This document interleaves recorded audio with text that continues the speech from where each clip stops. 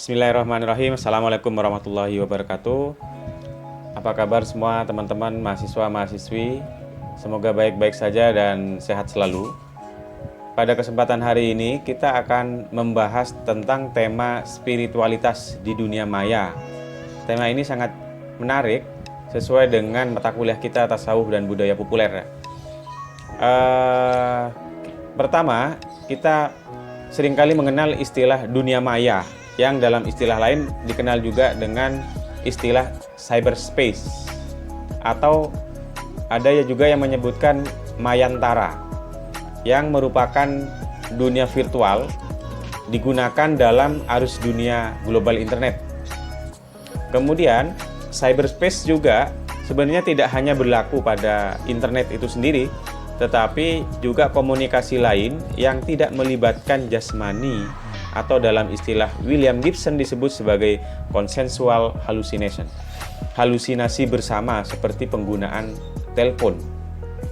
Jadi seringkali kita telepon dari jarak yang cukup jauh, tidak saling melihat, tetapi ketika berbicara seolah-olah kita sedang berhadap-hadapan secara fisik, padahal sebenarnya tidak.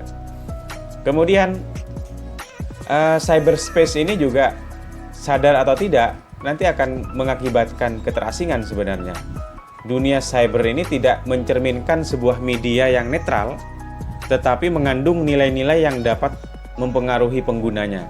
Banyak kalangan yang mengemukakan bahwa dunia cyber dapat menciptakan alienasi manusia atau keterasingan dari tubuhnya. Dunia nyata tergantikan oleh dunia maya yang seolah nyata sebagai pengalaman fisik. Kadang kalau kita merasa rindu, kangen kepada orang tua misalnya, kita cukup dengan menelpon.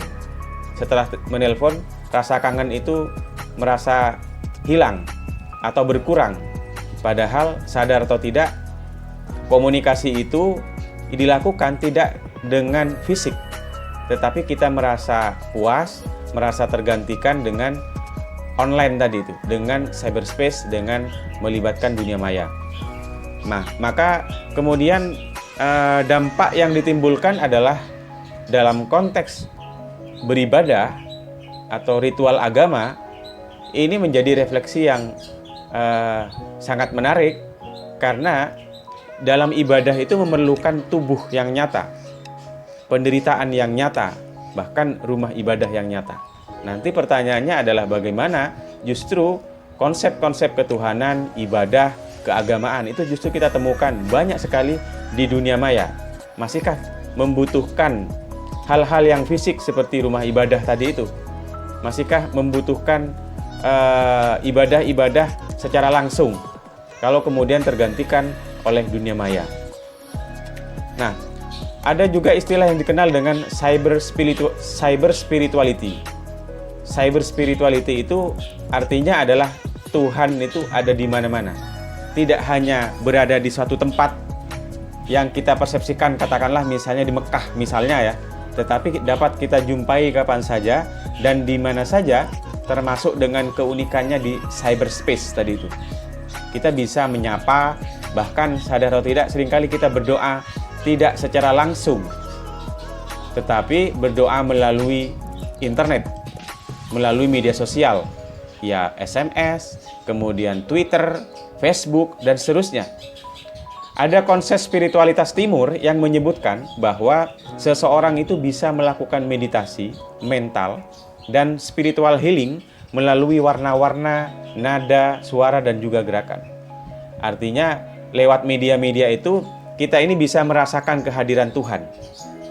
Kita lihat bagaimana misalnya kekuatan syair Rumi yang dapat menyentuh jiwa pendengarnya, atau musik sufi Qawwali atau musik Kitaru bisa membawa kita, atau bagi sebagian orang itu, kepada penjelajahan spiritual dan membangkitkan kesadaran rohani.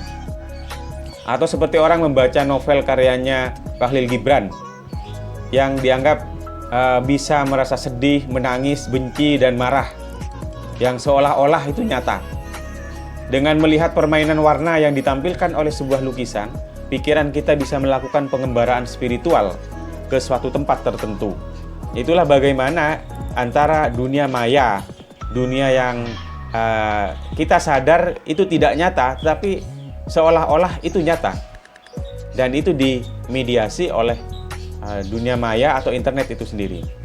Nah, kemudian ada temuan atau riset yang sangat menarik seperti yang pernah ditulis oleh Wellman pada tahun 2000. Dia mengatakan suatu penelitian menunjukkan bahwa ternyata kata kunci God atau Tuhan itu pernah pada tahun 2000 ya, itu paling populer di Amerika. Artinya banyak dijadikan sebagai keywords, dijadikan sebagai kata kunci di mesin pencarian tertentu. Katakanlah misalnya Google, itu kan ada datanya, ada rekapnya. Di sebuah negara di Amerika, yang kita kenal Amerika ini sebagai negara yang menjadikan agama sebagai sesuatu yang privasi. Artinya tidak religius sebagaimana orang Indonesia, tetapi justru menjadikan kata kunci Tuhan itu seringkali digunakan dalam pencarian di mesin di search engines ya, mesin pencari itu. Nah, itu menarik. Kemudian internet menurut sebagian orang itu merupakan metafora baru bagi Tuhan. Segala hal yang dicari dan diminta penduduk bumi seolah seluruhnya itu dapat dijumpai di internet. Anda sadar atau tidak itu? Termasuk bisa mengabulkan segala permintaan. Anda butuh fatwa apapun, tinggal membuka Google, Anda mengetik sesuai dengan keywords-nya. Kita justru merefleksikan, kalau sudah seperti itu, masihkah kita membutuhkan peran tokoh agama, ulama, kiai? Toh semuanya sudah ada semua di internet. Bagaimana pula dengan doa dan nasib Tuhan itu sendiri? Itu refleksi di dalam konteks tema hari ini. Beberapa alasan yang disebutkan, jadwal kunjungan di berbagai rumah ibadah seringkali itu dibatasi oleh waktu dan jumlah antrian jamaah. Eksistensi internet yang melampaui budaya duniawi itu memberikan keleluasan kepada penggunanya untuk mengakses dalam kondisi dan situasi apapun, terutama dalam praktek jual beli, dan seringkali kita mengalami itu.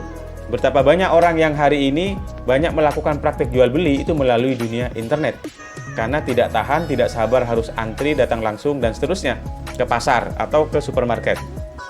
Tetapi cukup berbelanja melalui internet, melalui dunia online tadi itu. Bagaimana pula jika itu terjadi dalam rumah-rumah ibadah? Orang kalau harus datang ke ibadah, apalagi di era pandemi sekarang, itu kan berdesak-desakan ya. Nah, merefleksikan tema ini akhirnya memiliki relevansi bagi sebagian orang, terutama di barat. Beribadah itu tidak harus datang langsung secara fisik, tetapi bisa dilakukan dengan cara-cara online. Tantangannya adalah apakah ini juga berlaku untuk masyarakat muslim. Kemudian, banyak kelompok masyarakat yang merasa terbelenggu untuk mengekspresikan fantasi religius dan pengalaman spiritualnya seperti pada kelompok saintis. Artinya temuan-temuan saintis atau orang-orang tertentu itu banyak yang ditolak, banyak yang dianggap mengalami resistensi, sehingga tidak mengalami kebebasan. Kebebasan justru ketika dituangkan, ditulis di dalam dunia internet.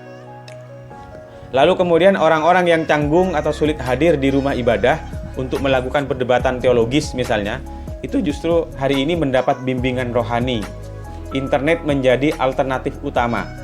Karena di internet ini tidak ada yang perlu ditakuti, tidak ada yang perlu dikeramatkan atau bahkan disucikan. Nah, saya ingin sekedar menyebutkan contoh, Anda bisa akses setelah ini. Ada beberapa website seperti misalnya beliefnet.com, fight.com, spiritchannel.com. Itu adalah rumah-rumah ibadah yang berkembang di barat. Rumah-rumah ibadah yang memfasilitasi banyak agama. Belief.net ini dibangun sebagai tempat beribadah sekitar 50 agama di dunia. Fight.com memiliki 7 portal yang menampung 170 sekte keagamaan. Kemudian Spirit Channel mencanangkan dirinya sebagai the first holistic lifestyle brand dengan melampaui konsep-konsep keimanan yang beragam untuk merangkul seluruh aspek dari agama. Artinya tidak hanya agama-agama resmi, termasuk spiritualitas, kemudian New Age, kesehatan holistik, Dan termasuk juga di dalamnya ada paranormal. Paranormal itu juga ada di dalam website itu. Itu kebutuhan masyarakat barat.